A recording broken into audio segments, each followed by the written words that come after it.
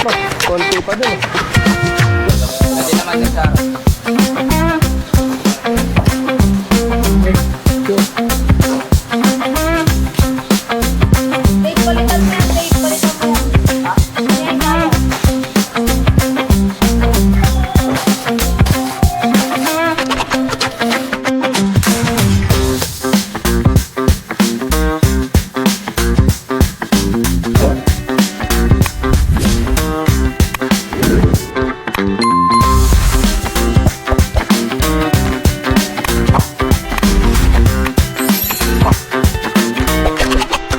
Good day mga pards! Today is another booking day na naman tayo. September 20 ngayon, Saturday 2025. Time check, 9:29 AM. First booking from Gulod going to Taguig sa halagang 1,039. Ang layo ng pickup location ay 900 meters lang. 1,000 kg to. Papunta na kami sa may pickup location. Pick up tayo mga pards. First booking. Ma'am, lalamove po kay May. Hindi ma'am, lalamove ma'am. Pick up. Opo. Pick up po ma'am. Papuntang Taguig. Ito. Saan ay paparada, sir? Paris na ito. Yema pala to, Yema. Special Yema pang export.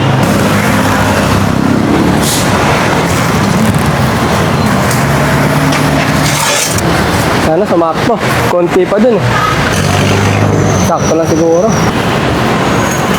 Sakto lang. Sige. Okay, na-pick up na namin yung first booking. Papunta na kami ng drop-off location. Ang layo ng drop-off location ay 35 km. Alright, let's go! Good morning mga pards! Sa mga new subscriber at mga new follower, maraming salamat sa inyo mga pards ha. Sa mga napadaan lang, ako nga pala si Pards Cleto TV 2.0 at kasama natin si Tatay Nestor. Siya ang ating pahinante. Araw-araw kaming bumibiyahe dito mula Tuesday hanggang Saturday. Sunday, hindi kami nabiyahe niyan. Pag Lunes, coding namin. Mula 9 AM hanggang 9 PM mga pards. Dito nga pala, nagre-review kami ng pagbiyahe dito kay Lalamove 1,000 kg. Kung paano kumuha ng booking, paano mag-pick up, at paano mag-deliver. Ayun ang mga nire-review namin mga pards. At kung napadaan ka lang sa may channel ko, baka pwede naman pa-follow na rin at pa-subscribe para meron kayong idea sa pagbiyahe dito sa may Lalamove 1,000 kg. Eh kung nagbabalak kayo kumuha ng L300 FB van at naghanap kayo ng idea patungkol sa pagbiyahe dito sa may Lalamove 1,000 kg, baka ito na yung video na hinahanap mo mga pards. Pagkatapos, naghahanap ka ng gwapong host saka gwapong pahinante. Baka ito na rin yung hinahanap nyo. Pero kung naghahanap kayo kung paano mang chicks o mga babae, ay hindi yung video na hinahanap nyo. Baka nagkakamali kayo ng video na napuntahan. Hindi po ito yun. Wala kaming alam sa ganyan. Torpe kami ni tatay eh.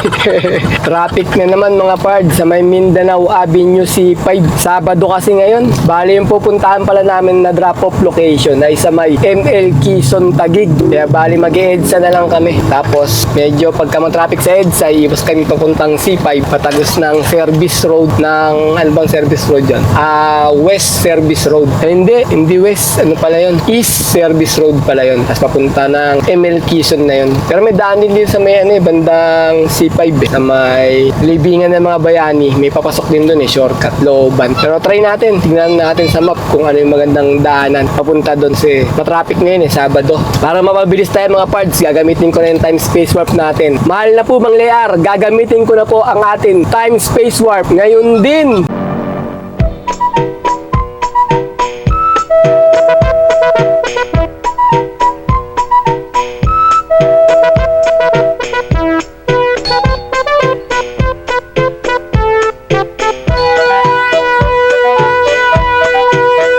Sir, pwede mong tanong, may kilala kay Miko? Alauna. Alauna pa, naka-break time. Okay na dito? Dito lang kami? Sige, alauna. Dito na kami mga pards sa may drop-off location ng first booking natin. Time check, 12:38. Alauna daw, break time pa. Saan lalagay na vlog? Doon sa truck, siguro sa truck. Tracking pala itong deliver natin. Di tayo na-inform Saan ba siya? Yan. Doon nga daw, kaso break time nga daw, sabi. Matagal to. Hindi mo nakapila pa dyan eh. Bayad na to sa may pick-up location eh. Kala ko tindahan lang yung pagdadalan natin. Kain mo na kami mga pards, tanghalian. Yan yung ulam namin, no? Ano to tay? Lichong kawali, tsaka adobo. Titipid kami tapos nag-ano kami. Bago lang kaming kanin tsaka tubig. Magkano binim sa ulam tay? 130 yan. Mahal sa binilan mo ah. Kano, 50 lang yung nabibilan mo eh. Mga ano doon sir, mga yema. Oh, wala ka record to? Sir, wala. Wala record? Labi oh. Wala na namin binigay dito eh. Tikman mo na. Wait. Dalawa. Ganda mo. Pwede naman din sa harap. Okay, picture. Okay mga pards, natapos namin ng 1:09 PM. Kaso problema natin, walang booking dito. Yan lang oh, 2 piraso. Tayo ngayon sa may Bagong Bayan, ML Quezon, Taguig. Lalabas kami dito, papunta kami na Taytay na lang tayo, Tay. C6. O sa Sa Taytay, pupunta. Tayo tatambay. C6, baba tayo dyan. Kaso, ang dilim mo, mukhang bumabagyo dun eh. Tayo dyan. Matumal talaga ngayon September, mga pards. Kala ko ngayon bare months, yayaman na kami ni tatay. Di pala. Lalo wala mahirap. Lalo pala mas mahirap yung booking ngayon. Mas maganda pa noong October. Mas maraming booking. Pero ganun lang talaga. Tsaga-tsaga lang. Kaysa wala tayong income. So kahit pa paano meron. Para lang tayo nag-ano ngayon. I-stroll. Kasi yung etong booking na to sa 1,035 to 39 yata. Yung booking namin. Medyo malayo to eh. Kasi paano na to eh. Sa likod namin. Pag bumalik kami dyan, sukat na yan eh. Papunta ng sukat. Eto, papunta ng Bikutan. Itong tinutumbok namin. Balak na tatay, mag-tay-tay daw kami. Ito na yan, tayo na. Oo, nagdadaan kami ng C6 kasi ML Quezon na to, kakanan na kami din sa may kanto stoplight. C6 na, tay-tay na. Kaso, malakas yung ulan, no? Ang itim ng langit eh. Wala bang baha doon? No?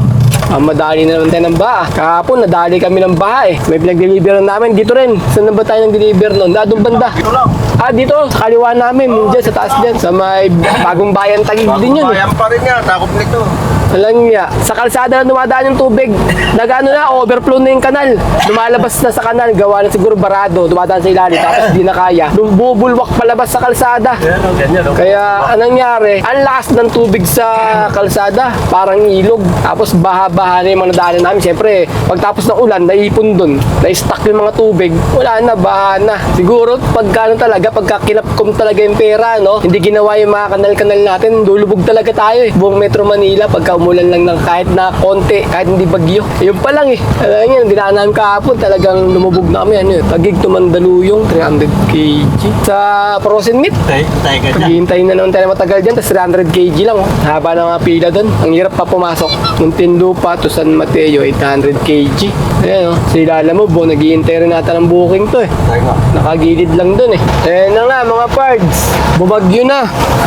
Bumuhos na yung malakas na ulan. Pupunta kami ng Taytay Rizal sa may Highway 2000. Nandito na kami sa may C6 banda. Ayan na, sa kanan natin yung Manila Bay. Manila Bay ba yan? Ano ba yan? Laguna de Bay pala. Baka ka lang. Na puro damo na oh. Puro taniman na ata ng mga yun. Ano ba yan?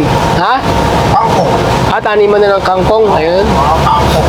Kaya pala akala ko puro damo na eh. Ambon na lang. Ayan yung Ilog Pasig ba to tayo? Hindi. Hindi ata. Sa kabila. Ayan ba? Ha? Ilog Taytay. Ilog ng Taytay. Sa kabila yung Pasig, di ba? Doon pa. Taytay ito eh. Doon yung Ilog Ilog Pasig. Pasig doon. Sa kabila. Oo.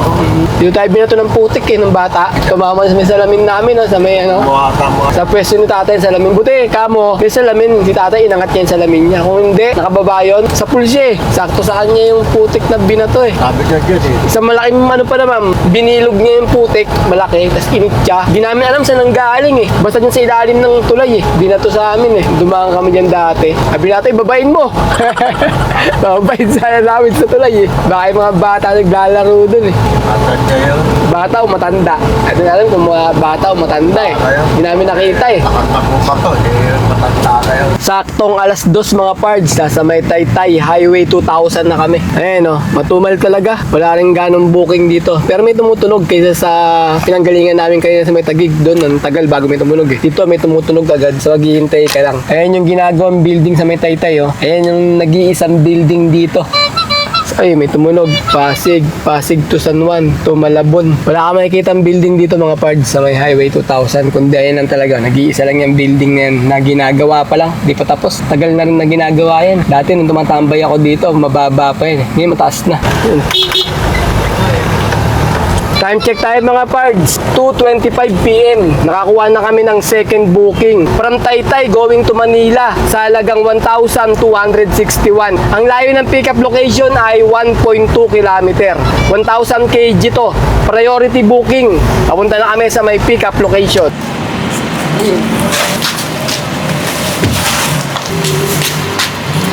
Dave, palitan mo yan, Dave. Palitan mo yan. Ha? Hindi niya yung kaya. Wala nga.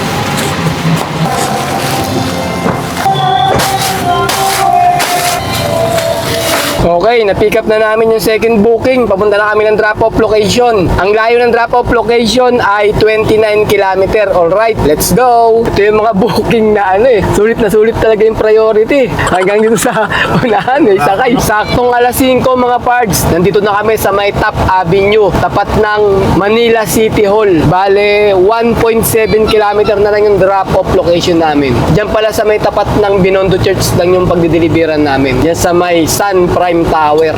Nandito na tayo sa may pamosong Jones Bridge. Mga pards, no? Yung bandang kanan niya, yung gilid, yung bagong tayong dyan, pasyalan. Diyan sa may gilid ng tulay. Ito na, papasok na tayo ng Binondo sa may Chinatown. Ayan na yung arko nila, ng Chinatown. Ayan, pagpasok natin dito, Chinatown na to.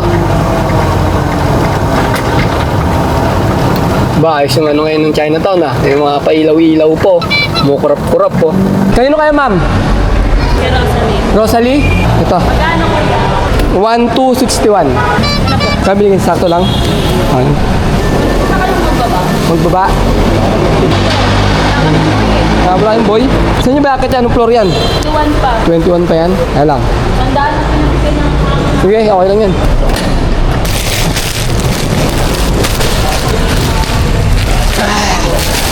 Ay, nabutas na to. Right na kuya, meron na akong plate. Tay, tulungan mo ako. Nabutas na. Nasira na pagbagsak dyan Sabi dyan, tay. Yan. Okay. Yan yung dalawa maliit. Ayaw kaya Oh, para Tulungan niyo ako sa elevator 17. mamunti. 17. Bigat na eh. Natapos namin ng 5:34 yung second booking mga pards. Bale, mag-abang pa kami ng pauwi. Baka makakuha pa kami ng booking papauwi dito. Sayang din. Time check tayo, 5:50 PM. May nakuha kaming pangatlong booking from Manila going to Sauyo sa halagang 488. Ang layo ng pickup location ay 1.6 km. 300 kg lang to. Papunta na kami sa may pickup location. Dito na tayo mga pards sa may pickup location natin sa may, ano ba to? 999 Pure Gold Recto. Tinawagan ko na kanina nung papunta pa lang ako. Sabi ko papunta na ako. Ngayon dumating na ako dito. Wala pa rin pala. Hindi ko wala naka-ready. Ngayon hintayin daw. Lalabas daw nila. Ngayon pa lang ilalabas ko kailan dumating. Talaga naman Kanina pa ako tumawag sa kanila Kaya Cheryl. Cheryl. Nakabook dyan. Na may pick-up. Wala kasing pangalan yung pick-up Yung drop-off. Yung nag-book na ito. Tawagin mo kayo nandito. Ano pangalan mo? Bubok? Yung nandito? Tayo Kaya lang. Tawagan ko to, yung sa pick-up. Sa Brenda baka mo yan sa Brenda. Hello ma'am, ano to pangalan nyo ma'am? Brenda? Brenda. Kaya lang. Dito na yung tao nyo ma'am. Yung may dalang Yung may dalang... Meron pa yan. Meron pa? Sige, hintayin na ma'am. Ikakarga lang. Sige, salamat ma'am. Okay, na-pick up na namin yung pangatlong booking. Papunta na kami ng drop-off location. Ang layo ng drop-off location ay 14 km. Alright, let's go. Dito na kami mga pards sa may drop-off location namin ng third booking. Kaso lakas ng ulan. Kaya dito lang sa loob yung camera natin Binababa na nila yung items mga pards. Mulan na ng malakas mga pards. Pero pauwi na kami ng bahay nila tatay.